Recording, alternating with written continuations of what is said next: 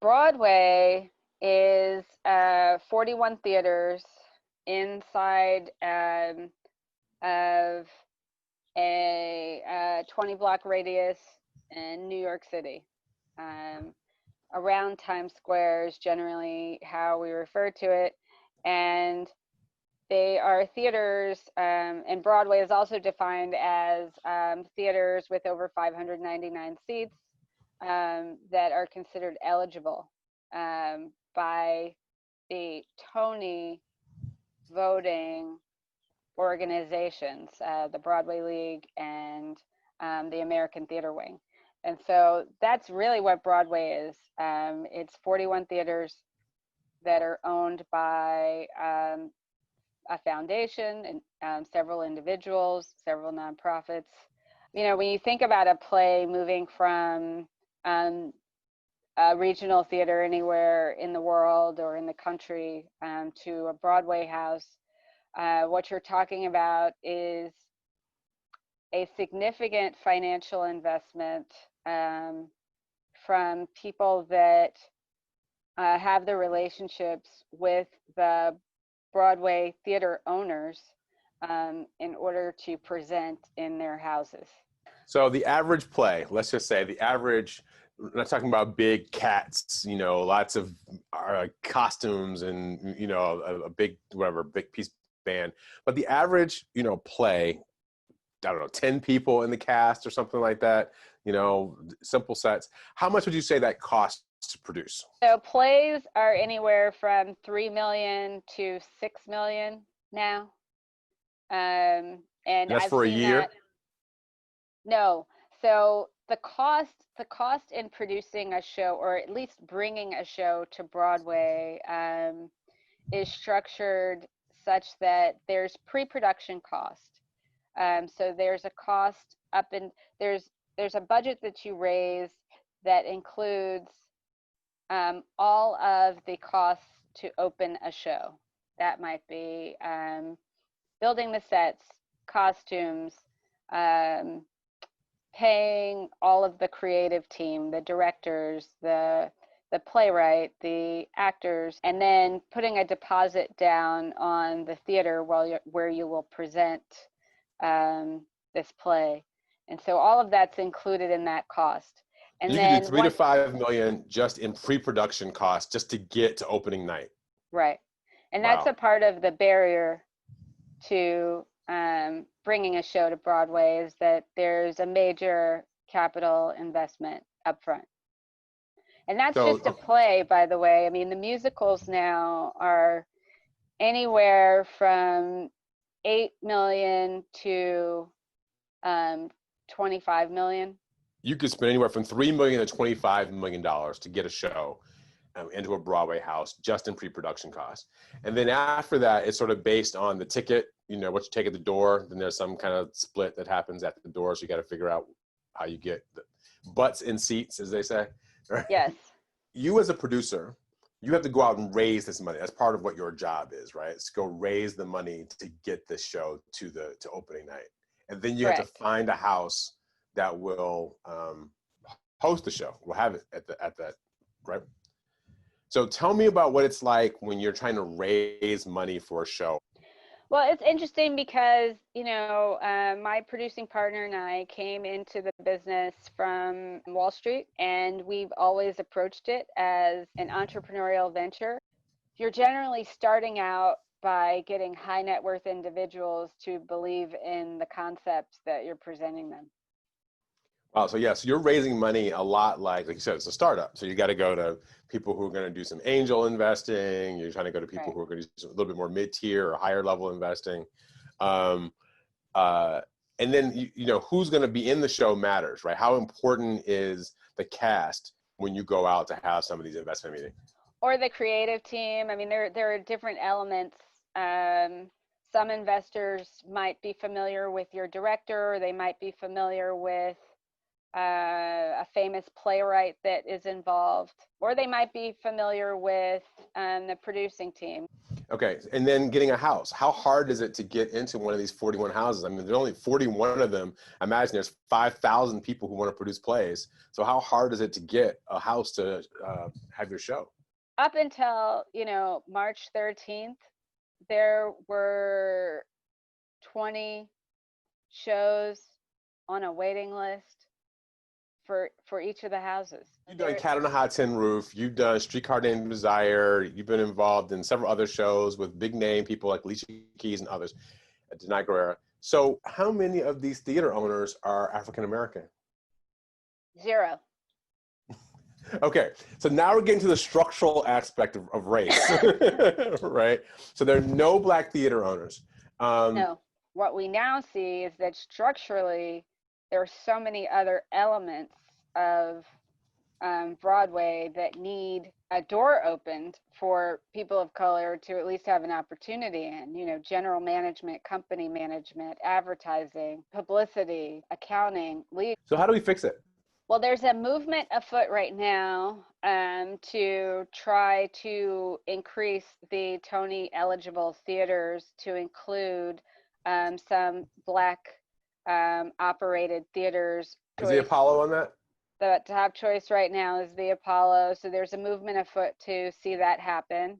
And if that doesn't happen, I'm trying to find another venue where it could happen.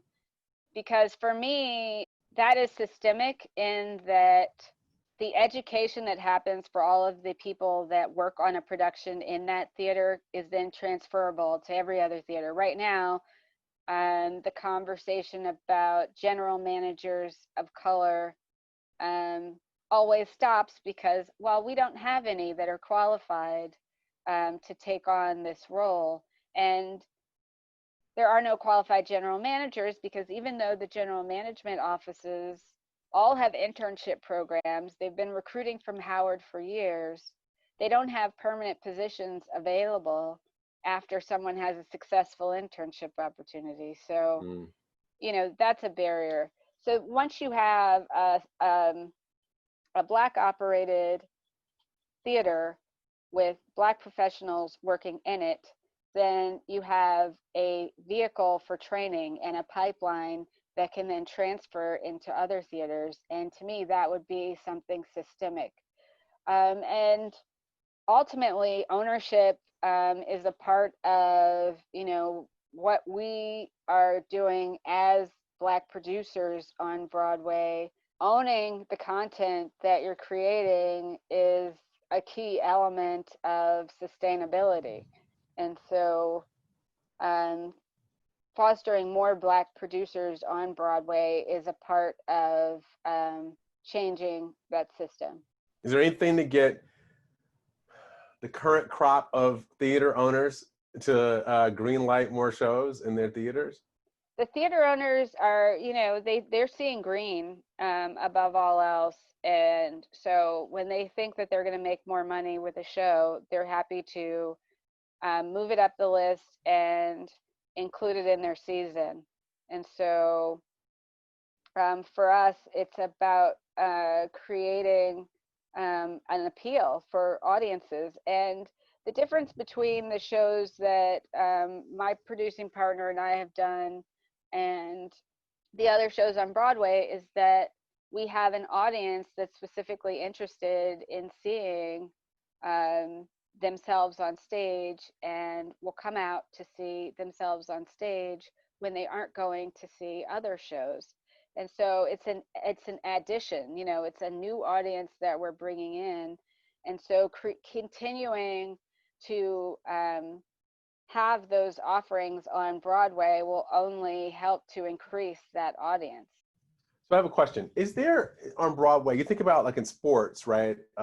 In baseball, there's like a minor league system and they go to the majors and, same thing in basketball and football, it's kind of college, NCAA sends people, is there such a thing on Broadway where there are like a series of theaters that kind of, shows get tried out, they do well there, they're more likely to make it up to a Broadway show? So there is a regional system. There are more prestigious regional theaters, less prestigious regional theaters.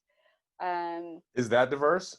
about 2 years ago, a lot of Black professionals in the nonprofit theater world started to realize that there were going to be a large number of retirements in 2018, 2019. So they had 32 openings for artistic directors and managing directors of these regional houses at one time. And so there was a major effort at that point to try to diversify the appointments to those directorships. And there were a number of successes in that area. And so that is a part of the pipeline, because those artistic directors decide what content they're going to um, present, and then the Broadway producers see that and decide to enhance it and bring it to Broadway. So Are there any theater houses or festivals or whatever that are either Black owned or kind of Black managed that they partner with? there are Black owned theaters all around the country that are not financed at the level that they are able to enhance their presentations. So just to give you some background there, what will happen with a show that a commercial producer is interested in bringing to Broadway? The commercial producer will partner with the nonprofit theater, and the nonprofit theater may invest half of the budget for the nonprofit show. The nonprofit show is not going to cost the $3 to $5 million that we're talking about. In most cases, it'll cost less. But the nonprofit will pay half, and a commercial producer will pay half, and that forges a relationship that could eventually turn into a commercial production, a Broadway production. So, having a nonprofit theater that has the budget to do that, okay, I'll put a $1 million investment into a new play to develop it and see what it becomes, is not where we exist. There's been an effort through the North Carolina Black Repertory Company, which puts on the National Black Theater Festival every other year in Winston-Salem, North Carolina.